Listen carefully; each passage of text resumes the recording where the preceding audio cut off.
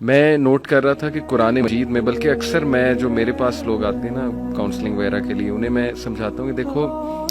قرآن میں کوئی بھی ایک سٹوری بھی ہوپ لیس نہیں ہے، دنیاوی نتائج کے حوالے سے بھی، ایک تو ہے نا اخروی نتائج کے حوالے سے تو ہوپ لیسنس ہو ہی نہیں سکتی مومن کو، دنیاوی نتائج کے حوالے سے ہوپ لیسنس نہیں ہے۔ آپ دیکھیں حضرت یعقوب علیہ السلام،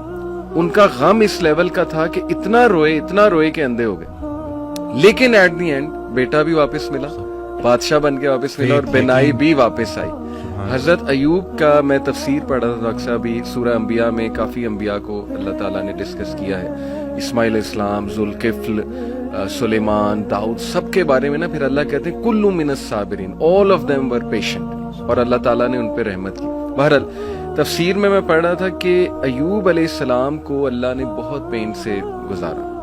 یعنی وہ رو پڑے، اور انہوں نے کہا کہ ندا لگائی جب انہوں نے کہ انی مسنی الضر وانت ارحم الراحمین، کہ اے میرے رب تکلیف نے مجھے چھو لیا ہے اور تو بے شک تمام رحم کرنے والوں میں سے رحم کرنے والا ہے۔ تو لکھا ہوتا ہے تفسیر میں کہ the reason اللہ تعالیٰ made him go through all this tough time was to tell everyone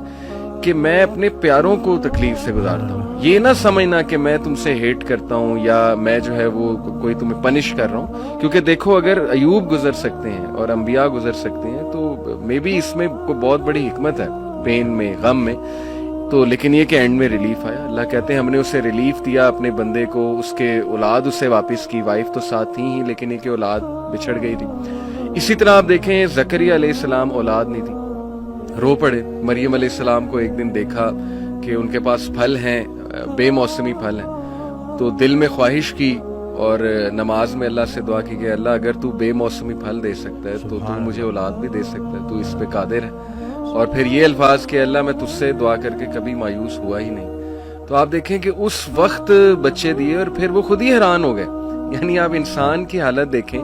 پہلے خود ہی دعا کی،